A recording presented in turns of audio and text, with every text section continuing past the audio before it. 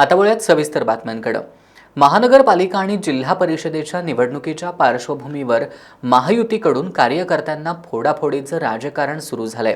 मात्र कोण गेलं आणि कोण आलं यामुळे फरक पडत नाही। सामान्य जनता आमच्या सोबत आहे असं म्हणत स्थानिक स्वराज्य संस्थांच्या निवडणुकीसाठी आम्ही सज्ज असल्याचं आमदार सतेज पाटील यांनी म्हटलंय। शाहू स्मारक भवनमध्ये ते पत्रकारांशी बोलत होते। स्थानिक स्वराज्य संस्थांच्या निवडणुका तोंडावर आल्या असताना कोल्हापुरात फोडाफोडीचं राजकारण सुरू आहे। मात्र अशा अनेक अडचणी याआधी माझ्या आयुष्यात आल्या। कोण गेलं कोण आलं याचा मला फरक पडत नाही अशा शब्दात आमदार सतेज पाटील यांनी आपल्या भावना व्यक्त केल्या। शाहू स्मारक भवनमध्ये वह्यावाटप कार्यक्रमासाठी आमदार सतेज पाटील आले होते। या कार्यक्रमानंतर त्यांनी पत्रकारांशी संवाद साधला। सामान्य माणूस आमच्या सोबत आहे, तोपर्यंत काळजी नाही। पक्ष फोडाफोडी आणि कार्यकर्त्यांची फोडाफोडी हे प्रसंग माझ्या आयुष्यात अनेकदा आले आहेत। मात्र सर्वसामान्य जनता हीच आमची ताकद आहे। लोकांचा मिळालेला प्रतिसाद पाहता सामान्य लोकांना फोडाफोडीचं राजकारण आवडलेलं नाही। सामान्य लोकांच्या प्रश्नांची सोडवणूक करणार म्हणून लोक आमच्याकडे अपेक्षेनं बघतात आणि ते काम आम्ही करत आहोत असं म्हणत एक प्रकारे आमदार सतेज पाटील यांनी स्थानिक स्वराज्य संस्था निवडणुकांसाठी सज्ज असल्याचं सांगितलं। मी म्हणतो सामान्य माणसं जोपर्यंत आमच्याबरोबर आहेत त्यामुळे कुठलाही ऑपरेशन असू दे काही असू दे त्याला अडचण या ठिकाणी येणार नाही। हे प्रसंग माझ्या आयुष्यामध्ये अनेकदा आलेले आहेत, परंतु सामान्य माणसं हे आमच्या हेतूबद्दल या ठिकाणी कन्फर्म आहेत। त्यामुळे मला कोण गेलं कोण आलं याच्यामुळे फरक पडणार नाही। जनता आमच्याबरोबर हे पुन्हा सिद्ध होईल। गडिंग्लजमध्ये तुम्ही एक भावनिक साथ घातली की मी जिल्ह्यात एकटा राहिलेलो आहे, तुम्ही माझ्यासोबत आहात का? नाही, लोक शेवटी आता काल चंदगडचा दौरा केला। चंदगडमध्ये जवळजवळ 500-600 लोक त्या ठिकाणी आली होती। मग आज जो काय प्रतिसाद लोकांचा आज गेल्यानंतर आम्हाला या ठिकाणी मिळतो याचा अर्थ सामान्य माणसाला हे आवडलेलं नाही। जे काय राजकीय घडलेलं आहे हे लोकांना आवडलेलं नाही आणि म्हणून लोक आता आमच्याकडं किंवा माझ्याकडं असेल, महाविकास आघाडी म्हणून असेल की बाबा सामान्यांच्या प्रश्नाला चालना देणारं म्हणून आमच्याकडे बघतात आणि ते आम्ही करण्याचं काम करतो।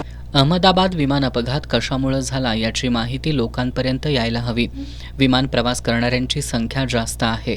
या सर्व प्रकरणाकडे गांभीर्यानं बघणं गरजेचं असून कुटुंबियांना सांत्वन करणं गरजेचं आहे।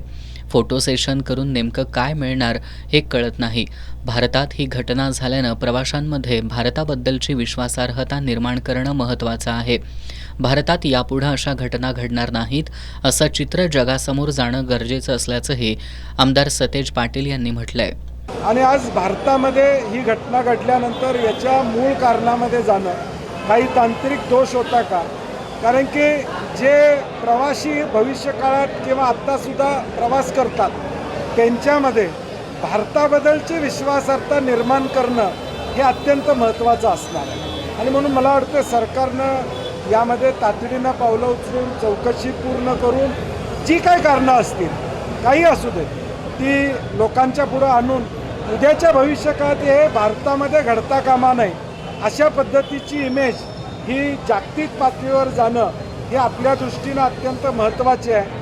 प्रहार संघटनेचे अध्यक्ष आणि राज्याचे माजी मंत्री बच्चू कडू यांनी शेतकरी कर्जमाफीसाठी अन्नत्याग आंदोलन सुरू केलंय।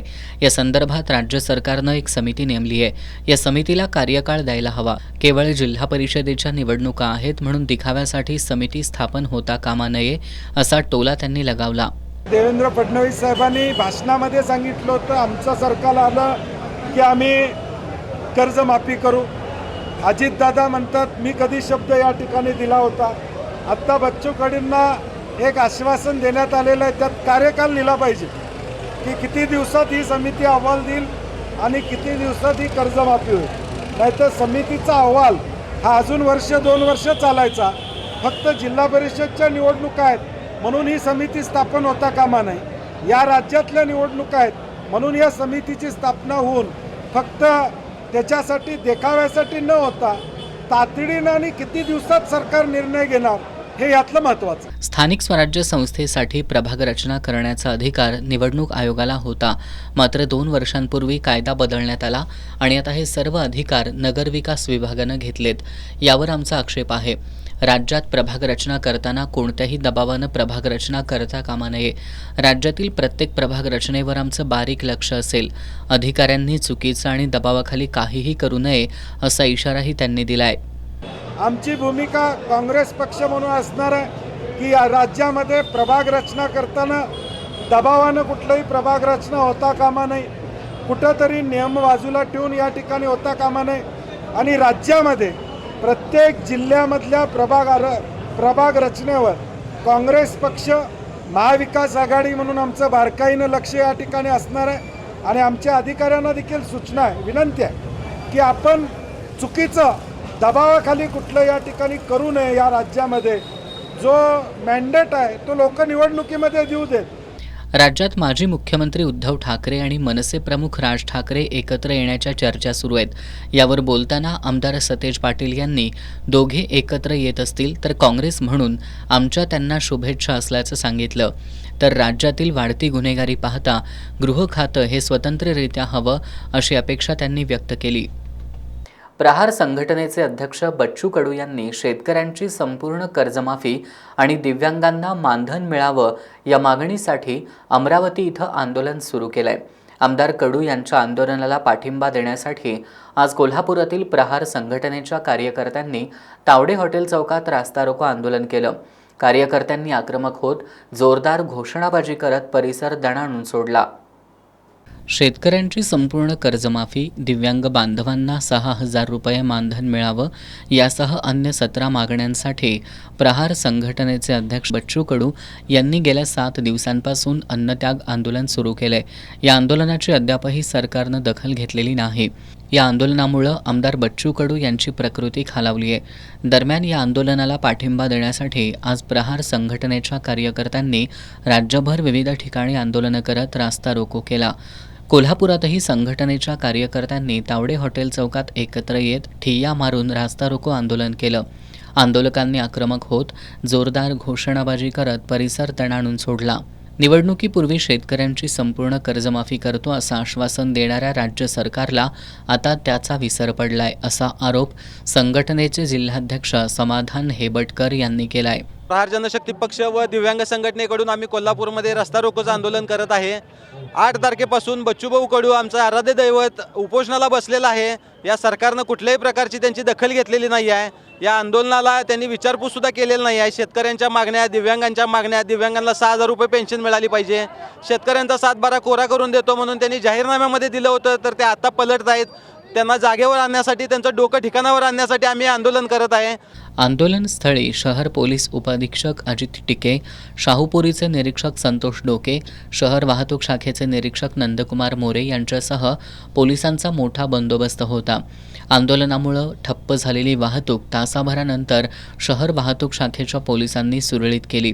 या आंदोलनात प्रहार दिव्यांग संघटनेचे जिल्हाध्यक्ष देवदत्त माने, विष्णुपंत पाटील, अक्षय बिरंजे, विकास चौगले, जालिंदर कांबळे, रावसाहेब मिठारी, जयश्री शिंदे, आदम स्वार, सईद पीरजादे, प्रदीप धायगुडे यांच्यासह दिव्यांग बांधव आणि प्रहार संघटनेचे कार्यकर्ते सहभागी झाले होते.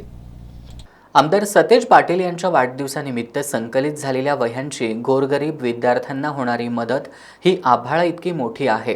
या मदतीतून लाखो विद्यार्थ्यांच्या शिक्षणाला हातभार लागतोय. संवेदनशील नेतृत्व म्हणून आमदार सतेज पाटील यांचा हा उपक्रम अनुकरणीय आहे असे गौरवोद्गार ज्येष्ठ साहित्यिक डॉक्टर राजन गवस यांनी काढले. आमदार सतेज पाटील यांच्या वाढदिवसानिमित्त संकलित झालेल्या वह्या वाटप कार्यक्रमात ते बोलत होते. विधान परिषदेतील काँग्रेसचे गटनेते आमदार सतेज पाटील यांच्या वाढदिवसानिमित्त संकलित झालेल्या 6 लाख वह्यांच्या वाटपाचा कार्यक्रम आज शाहू स्मारक भवन इथं आयोजित करण्यात आला होता. या कार्यक्रमाच्या सुरुवातीला अहमदाबाद इथल्या विमान दुर्घटनेत मृत्युमुखी पडलेल्या नागरिकांना श्रद्धांजली वाहण्यात आली. यावेळी ज्येष्ठ साहित्यिक डॉक्टर राजन गवस यांच्या हस्ते आणि आमदार सतेज पाटील, आमदार जयंत असगावकर, माजी आमदार ऋतुराज पाटील यांच्या प्रमुख उपस्थितीत वह्यांचं वाटप करण्यात आलं. यावेळी बोलताना डॉक्टर राजन गवस यांनी एखादा लोकप्रतिनिधी एखादा प्रघात बदलून त्याला विधायक वळण देण्याचा प्रयत्न करतो तेव्हा किती मोठं काम उभं राहू शकतं याचा वस्तुपाठ आमदार सतेज पाटील यांच्या वही संकलनाच्या उपक्रमातून पाहायला मिळत असल्याचं सांगितलं. वाढदिवसानिमित्त संकलित झालेल्या वह्या म्हणजे गोरगरीब विद्यार्थ्यांसाठी ही मदत आभाळ इतकी मोठी आहे. वही स्वरूपी या मदतीतून लाखो विद्यार्थ्यांच्या शिक्षणाला हातभार लागत आहे. संवेदनशील नेतृत्व म्हणून आमदार सतेज पाटील यांचा हा उपक्रम अनुकरणीय आहे, असे गौरवोद्गार ज्येष्ठ साहित्यिक डॉक्टर राजन गवस यांनी काढले. सध्याच्या शैक्षणिक पद्धतीवरही डॉक्टर राजन गवस यांनी परखड मत व्यक्त केलं. एक चांगला माणूस घडवणाऱ्या शिक्षणाची सध्या गरज असल्याचं त्यांनी सांगितलं. मुलांना समर्थ बनवा, मोबाईलच्या अतिवापरापासून दूर ठेवा. एक दिवस मोबाईलचा उपवास करा. नकार पचवायची शक्ती मुलांमध्ये तयार करा, असं आवाहन डॉक्टर राजन गवस यांनी केलं. नाही म्हणणं, नकार पचवणं हे आपण मुलाला शिकवलंच नाही. म्हणजे कोल्हापुरात कधीतरी फिरा, 7वी 8वीची पोरं बेदिक्कत गाड्या मारत असतात. बाप म्हणतो काय हरगाल पळवते गाडी, आणि मेलं की गतीनं जीव घेतला. अरे गतीनं नाही, मुलानं गाडी मागितली तेव्हा तू नकार द्यायला पाहिजे होता. तुझं अयशस्वी पालकत्व त्याच्या मृत्यूला जबाबदार. नकारच पचवता येत नाही. हे कुठपर्यंत गेलं? नकार पचवता येत नाही, सत्तेशिवाय जगता येत नाही.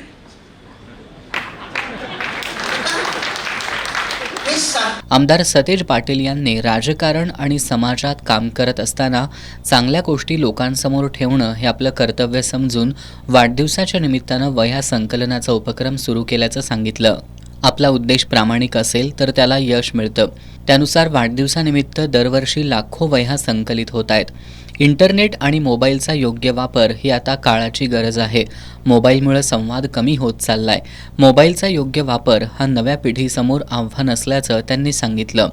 वाढदिवसानिमित्त संकलित झालेल्या वह्या जिल्हा परिषद आणि महानगरपालिकेच्या शाळांमध्ये वाटप करण्यासाठी जाताना कार्यकर्त्यांनी मोबाईल वापराबाबत विद्यार्थ्यांमध्ये प्रबोधन करावं, असं आवाहन आमदार सतेज पाटील यांनी केलं.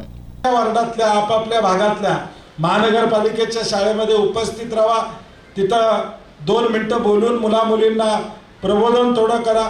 स्वतःच्या हातानं या वह्या लोकांना या ठिकाणी द्या. मुलांनाही त्याची जाणीव झाली पाहिजे. कारण की मला आता नाव आठवत नाही, परंतु कुणीतरी 1000 वह्या या वाढदिवसाला दिलेल्या आहेत. माझ्याकडे SMS मी विसरलो, मी वाचतो. त्या मुलाला आपण 2008 का 9 साली वह्या दिल्या होत्या. त्याने 1000 आत्ता या 2025ला वह्या दिल्या. त्याला नोकरी लागली. माझ्याकडे नाव आहे. मला वाढदिवसाच्या दुसऱ्या दिवशी का तिसऱ्या दिवशी त्याचा फोन आला की मी साहेब वाढदिवसाला येऊन गेलो, गर्दी एवढी होती, वह्या खाली ठेवल्या आणि तुम्हाला फक्त हातात देऊन गेलो. मी म्हणलो धन्यवाद. तर साहेब म्हणलं सांगायचं 2008 का 9 साली कुठली तर शाळा सांगितली मी त्यावेळी तुमच्या 5 वह्या मला त्या ठिकाणी मिळाल्या होत्या. म्हणजे हे आपल्या दृष्टीनं महत्त्वाचं आहे की त्याला सुद्धा वाटलं की मी सुद्धा या उपक्रमामध्ये मदतीचा हात या ठिकाणी दिला पाहिजे. आमदार जयंत असगावकर यांनी वह्या संकलनाचा हा उपक्रम गोरगरीब विद्यार्थ्यांच्या शिक्षणासाठी बळ देणारा असल्याचं सांगितलं. माजी आमदार ऋतुराज पाटील यांनी 2007 पासून सुरू झालेल्या या उपक्रमात आत्तापर्यंत 64,37,700 वह्या संकलित झाल्याचं सांगितलं. आत्तापर्यंत 14 लाखांहून अधिक विद्यार्थ्यांना या वह्या मोफत वाटप करण्यात आल्या.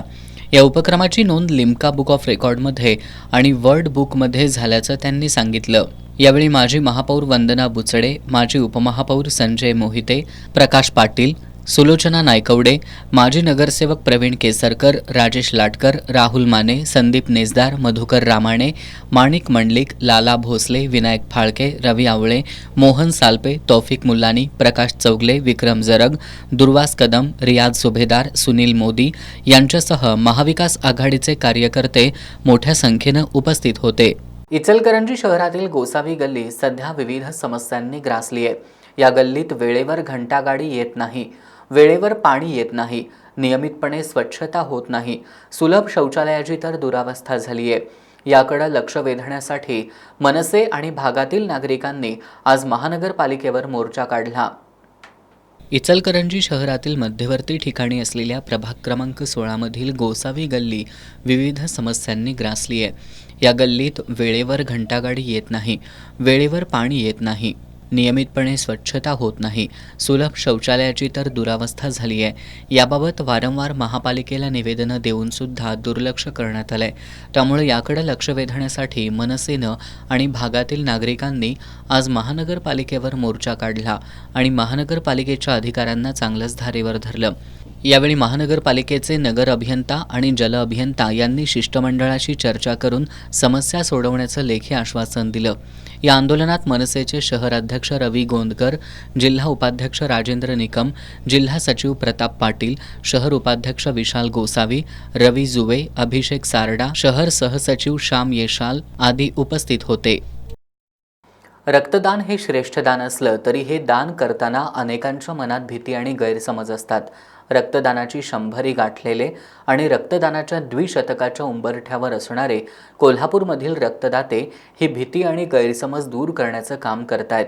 अशा रक्तदात्यांना सन्मान मिळत राहिला तर रक्तदानाची चळवळ अधिक व्यापक व्हायला मदत होईल. पाहुयात रक्तदाता दिनानिमित्त एस न्यूजचं हे विशेष वृत्त. आत्तापर्यंत 181 वेळा रक्तदान केलेलं आहे. मी आत्तापर्यंत 111 वेळा होल ब्लड म्हणजे पूर्ण रक्त आणि 26 वेळा SDP डोनेशन म्हणजे प्लेटलेट डोनेशन केलेलं आहे. मी आत्तापर्यंत 101 वेळा रक्तदान केलेलं आहे. मी आत्तापर्यंत 126 वेळा प्लेटलेट डोनेशन आणि 100+ वेळा रक्तदान केलेलं आहे. आत्तापर्यंत 30पेक्षा जास्त वेळा रक्तदान केलेलं आहे तर 31 वेळा प्लेटलेट डोनेशन केलेलं आहे. हे आहेत कोल्हापुरातील रक्तदाते. यापैकी 4घांनी तर 100पेक्षा जास्त वेळा रक्तदान केलंय. रक्तदानाच्या माध्यमातून असंख्य लोकांशी रक्ताचं नातं जोडणारे जीवनदूतच. या सन्माननीय रक्तदात्यांची आपल्याला ओळख करून देण्याचं निमित्त म्हणजे आजचा रक्तदाता दिवस. आज 14 जून ज्यांनी रक्तगट शोधून काढले ते डॉक्टर कार्ल लँडस्टीनर यांचा जन्मदिवस. संयुक्त राष्ट्र संघटनेनं 2005 पासून हा दिवस जगभरात रक्तदाता दिन म्हणून साजरा करण्याचा निर्णय घेतलाय. या निमित्तानंच आज आपण 100हून अधिक वेळा रक्तदान करणाऱ्या या दात्यांकडून रक्तदानाचं महत्त्व, त्याची गरज, रक्तदानाबद्दलचे गैरसमज, रक्तदात्यांना मिळणारा सन्मान याबद्दल जाणून घेणार आहोत. पण या निमित्तानं आपण सगळ्यांनी स्वेच्छेनं किंवा एखाद्या आपत्कालीन स्थितीत रक्तदान केलंय का आणि ते किती वेळा केलंय हे आठवून बघायला हवं. भीतीपोटी आजवर रक्तदान केलेलंच नाही असं जर तुमचं उत्तर असेल तर तुम्हाला ही बातमी शेवटपर्यंत बघावीच लागेल. आपल्या देशात दर 2 सेकंदाला कुणाला ना कुणाला तरी रक्ताची गरज भासते. या कुणाला तरीमध्ये जेव्हा आपल्याच रक्ताच्या नात्यातलं किंवा जीवाभावाचं कुणी असेल तर आपल्याला रक्ताचं महत्त्व कळतं. एखाद्याचा जीव वाचवण्याचं पुण्य तुमच्या पदरात पाडून घ्यायचं असेल तर तुम्ही रक्तदान करायला हवं. वैद्यकीय शास्त्रानुसार एक व्यक्ती दर 3 महिन्याला रक्तदान करू शकते. पण त्यासाठी रक्तदान नेमकं कोण करू शकतं हे जाणून घेऊयात. 18 ते 75 वयोगटातील व्यक्ती रक्तदान करू शकते. रक्तदात्याचं वजन किमान 50 किलो असायला हवं. रक्तातलं हिमोग्लोबिनचं प्रमाण किमान 12.5 ग्रॅम प्रति डेसिलिटर इतकं असायला हवं. रक्तदात्याला कोणताही रोग जडलेला नसावा. रक्तदात्याच्या नाडीचे ठोके नियमित असावेत. तुम्ही हे सगळे निकष पूर्ण करत असाल तर तुम्ही निरोगी आहात आणि तुम्ही रक्तदान करू शकता. काही लोकांना रक्तदान करण्याच्या प्रक्रियेची भीती वाटते. काही लोकांना रक्तदान केल्यामुळं माझ्या शरीरातील रक्त कमी होईल का अशी भीती वाटते. तर काहींना रक्तदान केल्यामुळं आपण आजारी पडू असं वाटत राहतं. पण आपल्याच कोल्हापुरातील राजेंद्र मांगुरे यांनी एका मित्राच्या प्रेरणेतून आपल्या रक्ताचं निरपेक्षपणे दान करायला सुरुवात केली आणि थोडी नव्हे तब्बल 47 वर्ष ते नियमितपणे रक्तदान करतायत. ते लवकरच रक्तदानाचं द्विशतक पार करतील. मी वयाच्या 18व्या वर्षापासून सलग 47 वर्ष रक्तदान करत आहे. आत्तापर्यंत 181 वेळा रक्तदान केलेलं आहे. धनाजी बेरंजे यांच्या प्रेरणेतून मी आत्तापर्यंत रक्तदान करत आलेलो आहे. रक्तदान करणं म्हणजे आपण निरोगी असल्याची पोचपावती असते. त्यामुळे आपलं वजन, शरीरातील लोहाची पातळी नियंत्रित राहते. तसंच हृदयविकार, कर्करोगासारखे आजार जवळही फिरकत नाहीत. रक्तदानामुळं नवीन रक्तपेशी तयार होण्यास मदत होते. असे एक ना अनेक फायदे आपल्याला मिळतात. राजेंद्र मांगुरे यांच्याकडे बघितल्यावर रक्तदानाच्या या सगळ्या फायद्यांची आपल्याला प्रचिती येते. रक्तदानाचे आपल्याला व्यक्तिगतरित्या होणाऱ्या या लाभांबरोबरच आपल्या पदरी जो पुण्यसंचय होतो त्याचा हिशेबच नाही. वयाच्या 18व्या वर्षापासून रक्तदान करणारे राहुल गोखले आणि शैलेश बांदेकर यांना रक्तदानामुळं त्यांना होणाऱ्या फायद्याबरोबरच आपल्यामुळं एखाद्याचा जीव वाचतोय याचं समाधान अधिक आहे. मी आत्तापर्यंत 111 वेळा होल ब्लड म्हणजे पूर्ण रक्त आणि 26 वेळा SDP डोनेशन म्हणजे प्लेटलेट डोनेशन केलेलं आहे. मी वयाच्या 18व्या वर्षापासून हे काम करतो आहे. एक सामाजिक बांधिलकी आणि रक्ताचा तुटवडा हे सगळ्या गोष्टी मला माहिती होत्या पहिल्यापासून आणि रक्ताला आज याच्यामध्ये कुठेही पर्याय नाही आणि ते कुठेही दिलं जात नाही. प्लेटलेटची खूप मागणी आहे, त्यामुळं मी हा निर्णय घेतला आणि आजपर्यंत हे काम करत आलेलो आहे. कॉलेजला NCCला असल्यापासून मी रक्तदान करतो, पण ज्यावेळेला मला माझ्या मित्राच्या प्लेटलेट संदर्भात कळालं त्याला डेंग्यू झाल्यानंतर, तेव्हापासून मी प्लेटलेट डोनेशनवर भर दिला. मी आत्तापर्यंत 126 वेळा प्लेटलेट डोनेशन आणि 100+ वेळा रक्तदान केलेलं आहे. रक्तदान करताना लोकांच्यात एक भीती असते किंवा फोबिया असतो आणि दुसरी लोकांच्यात हे असते की आपल्या पै पाहुण्यातलं रक्त चालेल, तर तसं चालत नाही आपल्या जवळच्या रिलेशनमधलं. तर प्रत्येकाने रक्तदान करावं. रक्तदान दर 3 महिन्यानं केलं तर आपल्या शरीरालाच एक आयुर्वेदिकमध्ये सुद्धा एक रक्तमोक्षण नावाचे एक हे आहे की ज्याच्यामुळं तुम्हाला एक आयुर्वेदिक ट्रीटमेंट पण मिळते आणि तुम्हाला एक समाधान मिळतं, सोशल समाधान. आपण 3 लोकांचे प्राण वाचवलेत, 11th आवरला मिळालं प्लेटलेटमुळं लोकांचे प्राण वाचवले, ह्याचं मिळालं समाधान फार मोठं असतं.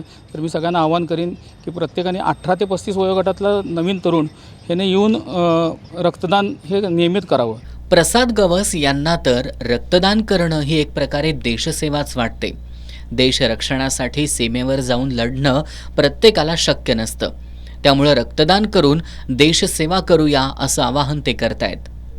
मी राहायला नागाळ पार्कात आहे. मी एक छोटासा व्यापारी आहे. मी आत्तापर्यंत 101 वेळा रक्तदान केलेलं आहे आणि SDP जे प्लेटलेट्स द्यायचे असतात ते जवळजवळ मी 12 ते 13 वेळा दिलेले आहे. मी अगदी वयाचे 18 वर्ष पूर्ण झाल्यापासून प्रत्येक 3 महिन्याला मी रक्तदान करत आहे आणि मी प्रत्येक वर्षातून 4 ते 5 वेळा बऱ्यापैकी रक्तदान हे होतं. रक्तदान शक्यतो 3 महिन्यातनं एकदा करावं असं आहे. तर आम्ही बऱ्यापैकी जास्त जनसंपर्कात असल्यामुळं बऱ्याच वेळा असं होतं की गरज पडेल त्यावेळी आम्हाला रक्तदान हे करावं लागतं. आपला काही माझा रेअर गट नाही आहे, तरीही बऱ्यापैकी जेव्हा जेव्हा लागतं तेव्हा आम्ही ते आत्तापर्यंत करत आलो आहे.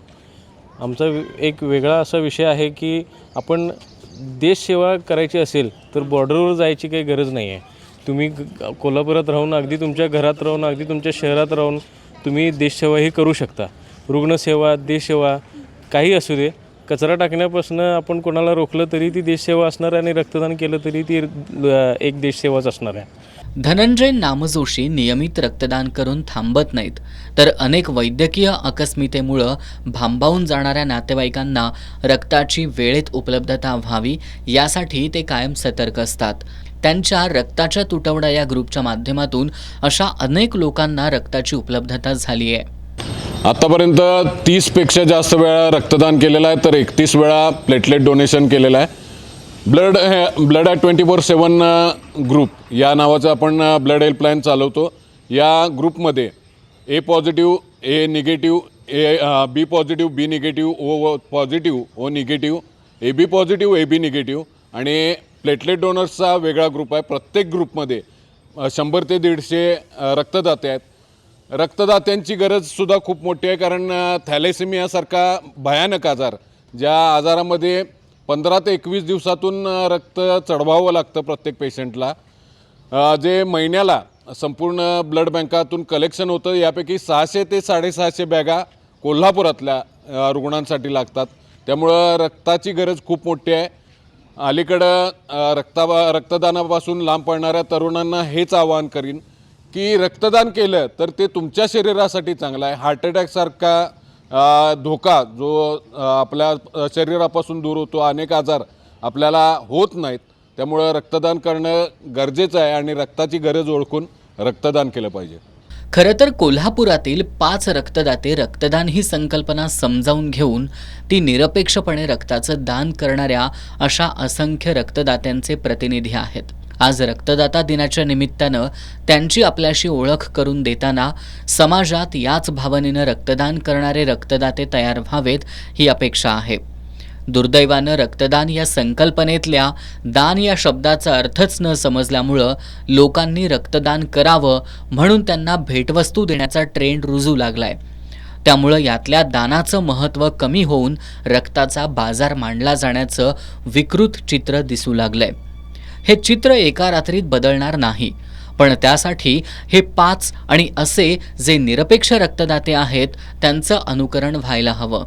अर्थात एखादी भेटवस्तू देऊन रक्तदात्यांचा सन्मान होण्याऐवजी त्यांनी केलेल्या दानाचं अवमूल्यनच अधिक होतं. एखाद्या टोकाच्या मेडिकल इमर्जन्सीमध्ये उपलब्ध झालेल्या रक्ताची किंमत तुम्ही हेल्मेट, थर्मास, बॅग अशा भेटवस्तूंच्या किमती इतकी करू शकाल का? याचं उत्तर नाही असंच येईल. त्यामुळं रक्तदानाच्या व्यक्तिगत आणि सामाजिक फायद्याचं महत्त्व समजल्यानंतर रक्तदानासाठी अनेक जण पुढे येतील, यात शंका नाही. पण त्यांना दाते म्हणून या भेटवस्तू देण्याऐवजी सामाजिक प्रतिष्ठा मिळणं गरजेचं आहे. ही एक प्रतिष्ठा मिळण्यासाठी शासनानं रक्तदात्यांना विशेष ओळख निर्माण करून देत शासकीय कार्यालयांमध्ये, शासकीय योजनांमध्ये वैद्यकीय उपचारांवेळी विशेष प्राधान्य द्यायला हवं. शासनानं रक्तदात्यांना अशी सन्मानजनक वागणूक दिली तर स्वेच्छेनं रक्तदान करणाऱ्यांची संख्या वाढेल आणि प्रत्येकजण होय मी रक्तदाता आहे हे अभिमानानं सांगू शकेल. आजच्या रक्तदाता दिनाच्या निमित्तानं रक्तदाता ही ओळख सन्मानानं जपणारे रक्तदाते आपल्या आजूबाजूला तयार व्हावेत हीच अपेक्षा. एस न्यूजसाठी कॅमेरामॅन केदार भोसलेसह प्रियांका निगवे. राजकारणात संघर्ष करावा लागतो. जिल्ह्याच्या राजकारणात मी गेली 20-25 वर्ष आहे. कोणत्या तरी पंचवार्षिकला सगळे माझ्यासोबत असतात. एखाद्या पंचवार्षिकला मी एकटा असतो. आता एकटा आहे, तुम्ही सारे सोबत आहात ना, अशी भावनिक साद काँग्रेसचे नेते आमदार सतेज पाटील यांनी घातली आहे. ते गडहिंग्लज इथं दूध संस्था प्रतिनिधींच्या बैठकीत बोलत होते. काँग्रेसचे विधान परिषदेतील गटनेते आमदार सतेज पाटील शुक्रवारी गडहिंग्लज तालुक्याच्या दौऱ्यावर होते.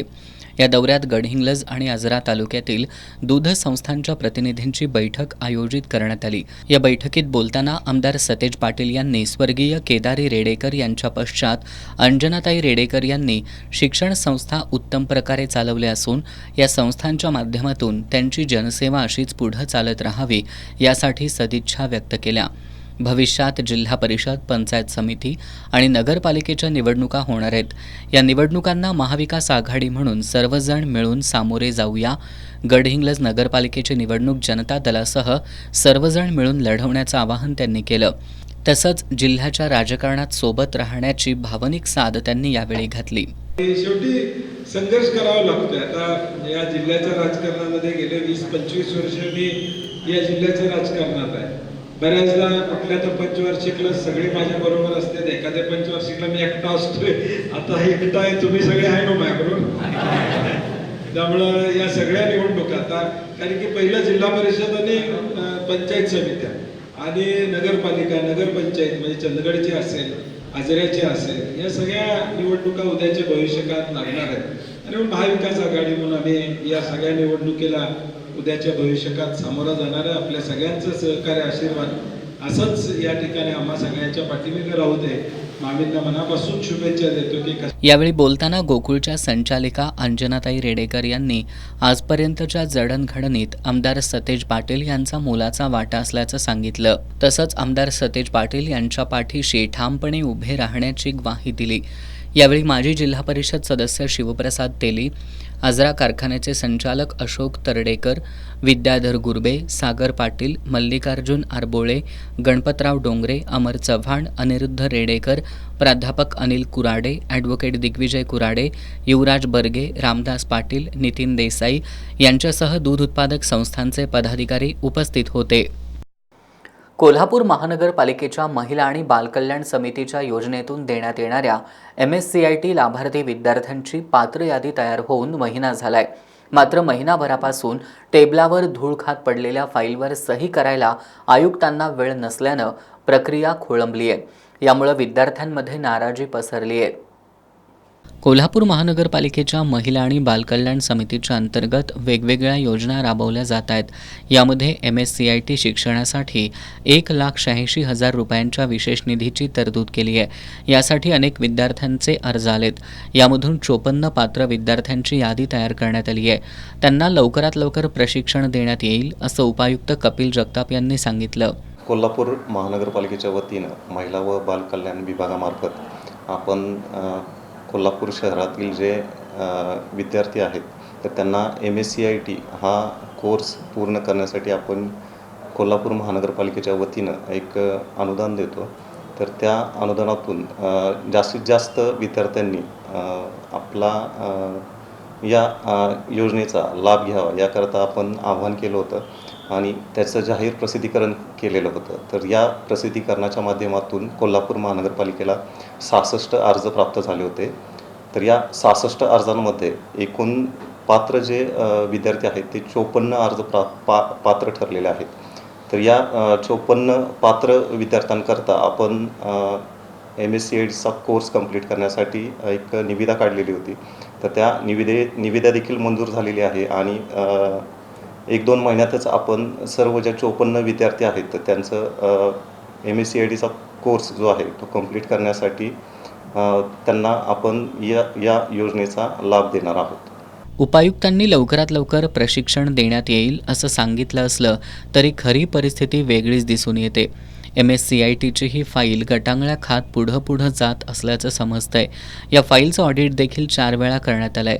संबंधित योजना आणि उपक्रमांची अंमलबजावणी वेळेत होणं गरजेचं असताना गेल्या 20 मेपासून पात्र लाभार्थ्यांची यादी आयुक्तांच्या टेबलावर मंजुरीसाठी धूळ खात पडली आहे. याबाबत संबंधित अधिकाऱ्यांनी आयुक्तांच्या PAंना अनेकदा आठवण करून दिली आहे. मात्र अद्याप फाईलवर सही झालेली दिसून येत नाही. याबाबत आयुक्त K. मंजुलक्ष्मी यांच्याशी संपर्क साधण्याचा प्रयत्न केला पण त्यांचा संपर्क होऊ शकला नाही. वास्तविक हे शिक्षण सुट्टीच्या कालावधीत व्हायला हवं होतं. आता शाळा कॉलेज सुरू होत आहेत. अजून फाईल मंजूर व्हायला किती कालावधी लागेल याचा अंदाज नाही. पात्र विद्यार्थी आणि त्यांचे पालक दररोज महानगरपालिकेत फेऱ्या मारतायत. त्यांना आज उद्या फाईलवर सही होईल असं आश्वासन दिलं जात आहे. कदाचित आता फाईल मंजूर केली तर कॉलेज आणि MSCIT प्रशिक्षणाचं वेळापत्रक जुळवून घ्यायला विद्यार्थ्यांना तारेवरची कसरत करावी लागणार आहे. निधी मिळाला, शिक्षण केंद्र ठरलं, पात्र लाभार्थ्यांची यादी ठरली, मग फाईल का थांबली याचं नेमकं गौड बंगाल काय असा प्रश्न विद्यार्थी आणि पालकांमधून उपस्थित केला जातोय. कोल्हापुरातील पंचशील हॉटेल चौक परिसरातल्या धोकादायक वळणावरील वाहतूक बंद करावी अशी मागणी युवासेना शिंदे गटाच्या कार्यकर्त्यांनी केली आहे.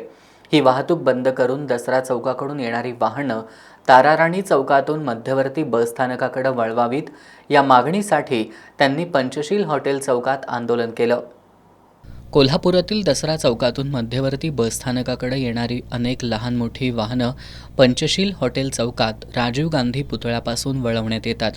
वाहनं वळवताना या परिसरात अनेकदा छोटे मोठे अपघात होऊन वाहतूक कोंडी होते. त्यामुळं पंचशील हॉटेल चौकातील धोकादायक वळण बंद करून दसरा चौकाकडून येणारी सर्व वाहनं ताराराणी चौकातून वळवण्यात यावीत अशी मागणी युवासेना शिंदे गटाच्या पदाधिकाऱ्यांनी केली आहे. या मागणीसाठी त्यांनी पंचशील हॉटेल चौकात आंदोलन केलं. यावेळी आंदोलकांनी शहर वाहतूक नियंत्रण शाखेचे निरीक्षक नंदकुमार मोरे यांची भेट घेतली. निरीक्षक मोरे यांनी या संदर्भात लवकरच कारवाई करू अशी ग्वाही शिष्टमंडळाला दिली आहे. आंदोलनात युवा सेनेचे जिल्हा समन्वयक अविनाश कामते, पियुष चव्हाण, विपुल भंडारे, रुपेश इंगवले, शैलेश साळुंखे, दादू शिंदे, तेजस्विनी घाटगे, सौरभ कुलकर्णी यांच्यासह कार्यकर्ते सहभागी झाले होते. विद्यार्थ्यांच्या भविष्याचा पाया मजबूत करण्यामध्ये श्री विद्यालंकार क्लासेसचं योगदान महत्त्वाचं आहे असं प्रतिपादन स्टेट बँक ऑफ इंडियाच्या गोकुळ शिरगाव शाखेचे मुख्य प्रबंधक अविराज गवळी यांनी केलं. ते 10वीतील गुणवंत विद्यार्थ्यांच्या सत्कार सोहळ्याप्रसंगी बोलत होते. राजारामपुरी 5वी गल्ली इथल्या श्री विद्यालंकार क्लासेसमध्ये विद्यार्थ्यांच्या सर्वांगीण विकासासाठी वर्षभर विविध कार्यक्रमांचं आणि स्पर्धांचं आयोजन करण्यात येतं. या अंतर्गत 2024-25मधील इयत्ता 10वीमधील गुणवंत विद्यार्थ्यांचा सत्कार स्टेट बँक ऑफ इंडियाच्या MIDC गोकुळ शिरगाव शाखेचे मुख्य प्रबंधक अविराज गवळी यांच्या हस्ते करण्यात आला. यावेळी संचालक प्राध्यापक शिवाजी सावंत आणि नंदिनी सावंत यांची प्रमुख उपस्थिती होती. यावेळी बोलताना अविराज गवळी यांनी 10वीची परीक्षा आयुष्याला वळण देणारी असून हा विद्यार्थ्यांचा भविष्याचा पाया आहे. हा पाया मजबूत करण्याचं काम श्री विद्यालंकार क्लासेस करत असल्याचं सांगितलं. प्राध्यापक शिवाजी सावंत यांनी क्लासच्या यशस्वी वाटचालीचा आढावा घेतला. 5वी ते 10वी सेमी मराठी, इंग्रजी माध्यम व 12वी आर्ट्स कॉमर्समध्ये वर्षभर घेण्यात येणारे उपक्रम, अभ्यासाविषयी त्यांनी माहिती दिली. सर्व यशस्वी विद्यार्थ्यांचं अभिनंदन करत पुढील वाटचालीसाठी त्यांनी शुभेच्छा दिल्या. यावेळी 10वीतील श्रीयश फाळके, सुहानी माने, ज्ञानदा चौगुले आणि आर्या कदम या गुणवंत विद्यार्थ्यांसह इंग्रजी माध्यमातून प्रथम आलेली अनिशा शिपूरकर, निरुपमा शेळके, उत्कर्षा पाटील, वेदांत ओवुळकर, आदित्य मुंडे, श्रेया कदम, शर्वरी कारंडे, शार्दूल ग्रामोपाध्याय, कार्तिकी देशमुख, सिद्धेश फल्ले, समीक्षा परीट, नेहा सोनवडेकर, श्रावणी वालावलकर, अक्षदा परजाने, अन्वी जाधव, राणी आडेकर, श्रेया शिंदे, श्रेया कुंभार, प्रांजल पाटील, साईप्रसाद नाटले आदींचा सत्कार करण्यात आला. या बातमीनंतर पाहुयात महत्त्वाच्या घडामोडी संक्षिप्त स्वरूपात. फास्ट न्यूजचे प्रायोजक गोकुळ. बाळ, फ्रीजमधून श्रीखंड काढ ना. आम्ही पूर्वी घरीच बनवायचो श्रीखंड, त्याची चवच वेगळी होती. आता काय सगळं रेडीमेड. आजी, हे श्रीखंड खाऊन बघ. आज तुझ्या आईनं घरीच बनवलं की काय? हे आहे गोकुळचं श्रीखंड. अगदी जिभेवर रेंगाळणार. जिभेवरच नाही तर मनावरही रेंगाळणार. गोकुळ श्रीखंड, मनावर रेंगाळणार. पंतप्रधान नरेंद्र मोदी 4 दिवस विदेश दौऱ्यावर. कॅनडासह सायप्रस, क्रोएशियाला देणार भेट. नीट यूजीचा निकाल जाहीर. महाराष्ट्रातून कृषांग जोशी तर राजस्थानचा महेश कुमार देशात पहिला. मणिपूरमध्ये 328 बंदुका, ग्रेनेडसह मोठा शस्त्रसाठा जप्त. कर्जमाफीबाबत 15 दिवसात समिती नेमणार. सरकारकडून बच्चू कडूंना पत्र. आंदोलन स्थगित. सिल्लोड तालुक्यात वीज कोसळून 2 सख्ख्या भावांसह महिलेचा दुर्दैवी मृत्यू. काँग्रेसचे विधान परिषदेतील गटनेते आमदार सतेज पाटील यांनी चंदगड तालुक्यातील तावरेवाडी इथल्या गोकुळ दूध संघाच्या शीतकरण केंद्राला भेट दिली. यावेळी त्यांनी केंद्रातील कामाचा आढावा घेतला. कोल्हापूर जिल्हा सहकारी दूध उत्पादक संघाच्या तावरेवाडी इथल्या दूध शीतकरण केंद्राला आमदार सतेज पाटील यांनी भेट देऊन कामाचा आढावा घेतला. यावेळी संचालिका अंजनाताई रेडेकर उपस्थित होत्या. दूध उत्पादकांचं हित केंद्रस्थानी ठेवूनच शीतकरण केंद्रांची उपयुक्तता वाढवावी असं आवाहन आमदार पाटील यांनी गोकुळ दूध संघाचे कर्मचारी आणि अधिकाऱ्यांशी संवाद साधताना केलं. स्वर्गीय आनंदराव पाटील चुयेकर म्हैस दूधवाढ कृती कार्यक्रम आणि गुणवत्ता सुधारणा धोरण दूध उत्पादकांपर्यंत पोहोचवण्याचं काम करावं अशी सूचनाही त्यांनी केली. यावेळी अधिकाऱ्यांनी या परिसरात 1400हून अधिक जातिवंत म्हैशी आणि गायींची वाढ झाल्याचं सांगितलं. यावेळी सत्कार किंवा स्वागत समारंभ टाळून अहमदाबाद इथल्या विमान दुर्घटनेत मृत्युमुखी पडलेल्यांना श्रद्धांजली वाहण्यात आली. याप्रसंगी ज्येष्ठ नेते गोपाळराव पाटील, विलास पाटील, विद्याधर गुरवे, प्रभाकर खांडेकर, सुनील शिंत्रे, MJ पाटील, भरत पाटील, संभाजीराव देसाई, संभाजी पाटील यांच्यासह अनेक अधिकारी आणि कर्मचारी उपस्थित होते. दरम्यान गोकुळ दूध संघाच्या गडहिंग्लजमधील शिपूरतर्फे नेसरी इथल्या दूध शीतकरण केंद्रालाही आमदार पाटील यांनी भेट देऊन कामाचा आढावा घेतला. यावेळी संचालिका अंजनाताई रेडेकर, विद्याधर गुरबे यांच्यासह गोकुळचे अधिकारी, कर्मचारी, दूध उत्पादक महिला उपस्थित होत्या. इचलकरंजीतील एका घरात चोरी करताना पकडणाऱ्या 2 भावांना घेऊन चोरट्यानं पहिल्या मजल्यावरून उडी मारली. यात 2 भाऊ जखमी झाले होते. या प्रकरणी अजहर इक्बाल मुजावर या चोरट्याला जिल्हा आणि सत्र न्यायालयानं दोषी ठरवले. न्यायालयानं त्याला 1 वर्ष सश्रम कारावास आणि 500 रुपयांचा दंड तसंच दंड न दिल्यास 7 दिवस साध्या कैदेची शिक्षा सुनावली आहे. इचलकरंजीतील चावरे गल्ली परिसरात राहणाऱ्या संदीप जंबू चव्हाण यांच्या घरात चोरी करण्याच्या उद्देशानं अजहर मुजावर हा शिरला होता. त्यावेळी घरातील व्यक्तींनी आरडाओरडा केल्यानंतर संदीप आणि त्याच्या भावानं अजहरला पकडलं. मात्र स्वतःची सुटका करून घेण्यासाठी दोघांना मिठी मारत अजहरनं पहिल्या मजल्यावरून उडी घेतली. यात चव्हाण बंधू जखमी झाले. परिसरातील नागरिकांनी अजहर याला पकडून गावभाग पोलिसांच्या स्वाधीन केलंय. या प्रकरणाची सुनावणी जिल्हा आणि सत्र न्यायालयात झाली. सरकार पक्षातर्फे 5 साक्षीदार तपासण्यात आले. तपासी अधिकारी पोलीस उपनिरीक्षक RG गोमारे यांनी सादर केलेले पुरावे, सरकारी वकील HN मोहिते पाटील यांनी मांडलेला युक्तिवाद आणि साक्षीदारांच्या साक्षी ग्राह्य मानून न्यायाधीश MA भोसले यांनी अजहरला दोषी ठरवलंय. न्यायालयाने त्याला 1 वर्ष सक्षम कारावास, 500 रुपये दंड आणि दंड न दिल्यास 7 दिवस साधी कैद अशी शिक्षा सुनावली आहे. पन्हाळा तालुक्यातील म्हाळुंगे तर्फ बोरगाव इथं घर बांधकामावरून दोघांमध्ये हाणामारी झाली. या प्रकरणी परस्पर विरोधी तक्रारी दिल्यानंतर कळे पोलीस ठाण्यात गुन्हा दाखल करण्याचं काम उशिरापर्यंत सुरू होतं. पन्हाळा तालुक्यातील म्हाळुंगे तर्फ बोरगाव इथले सचिन पाटील आणि दत्तात्रय पाटील यांच्यात घराच्या जागेवरून वाद सुरू आहे. दरम्यान सचिन पाटील हे गवंड्याला बांधकामासंदर्भात सूचना देत असताना त्याचवेळी दत्तात्रय पाटील तिथं आले. त्यांनी शनिवारी बैठक आहे त्यामुळे तुम्ही बांधकाम करू नका असं त्यांना सुनावलं. त्यावेळी वाद वाढून एकमेकांच्या अंगावर जाऊन 2 कुटुंबात जोरदार हाणामारी झाली. यामध्ये दोन्ही कुटुंबातील प्रत्येकी 1 जण जखमी झालेत. त्यांच्यावर खासगी रुग्णालयात उपचार सुरू आहेत.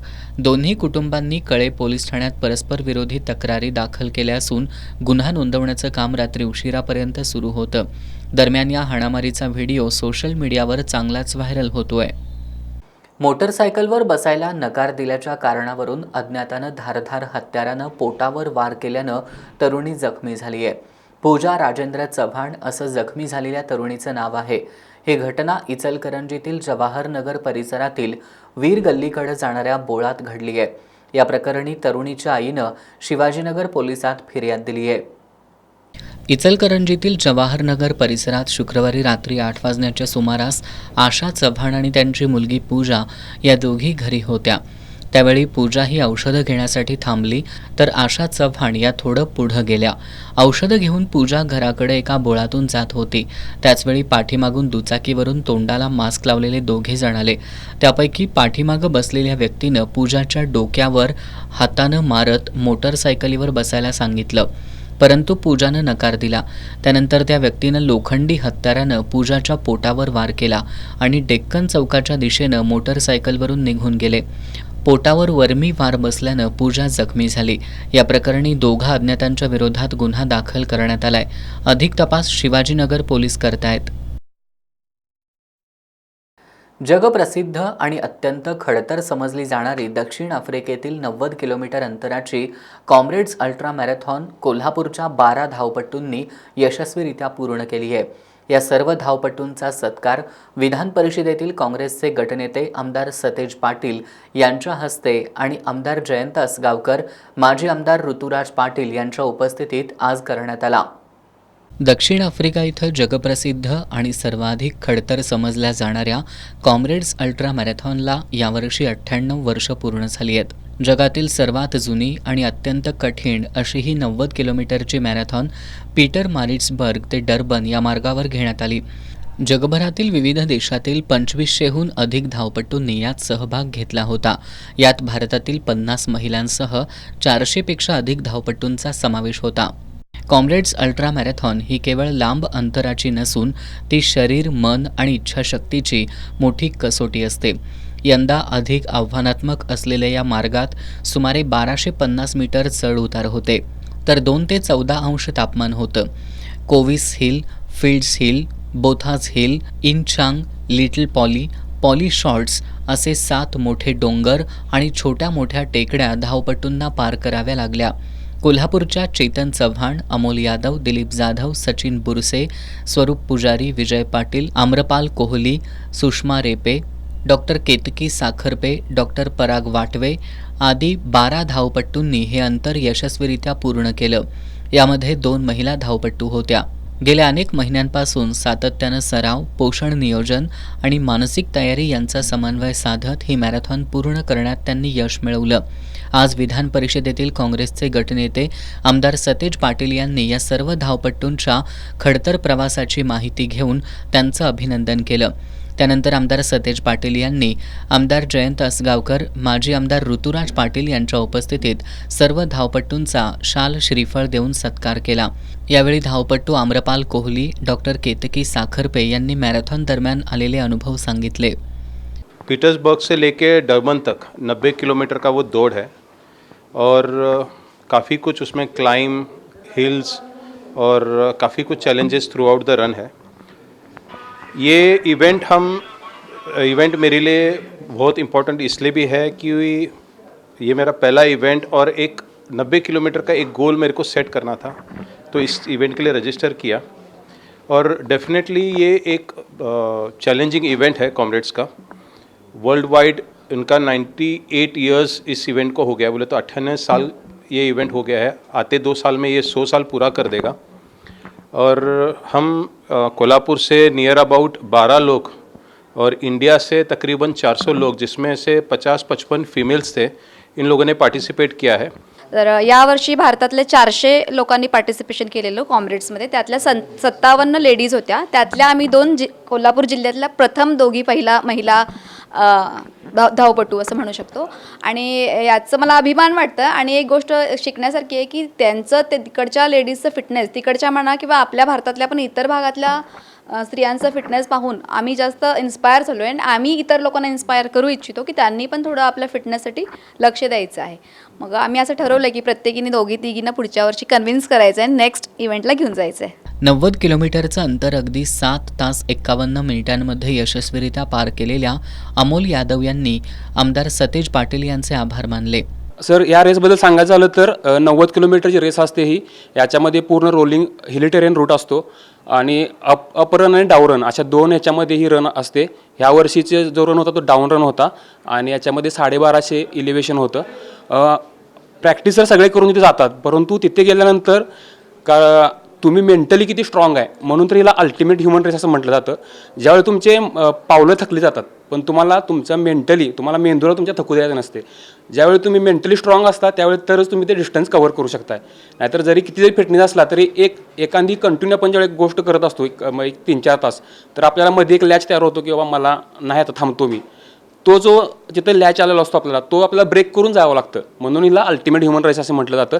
आणि पुढच्या 2 वर्षात आम्ही सर्वजण जास्तीत जास्त कोल्हापूरमधून पार्टिसिपेट घेऊन जाऊ. आणि साहेबांनी आज इथे सर्वांचं फेलिसिटेशन केलं, त्याबद्दल आम्ही आभार आहे. सत्कारानंतर आमदार सतेज पाटील यांनी सर्वांना शुभेच्छा दिल्या. यावेळी प्राचार्य डॉक्टर महादेव नरके, माजी उपमहापौर संजय मोहिते, उत्तम फराकटे आदी उपस्थित होते. कोल्हापुरातील बुधवार पेठेकडून पंचगंगा स्मशानभूमीकडे जाणाऱ्या ओढ्यात घर बांधकामाची खर माती आणि कचरा टाकला जातोय. यामुळे ओढ्यातील पाण्याचा प्रवाह बंद होऊन जुना बुधवार तालीम आणि सिद्धार्थनगर परिसरातील घरांमध्ये पुराचं पाणी शिरण्याचा धोका निर्माण झालाय.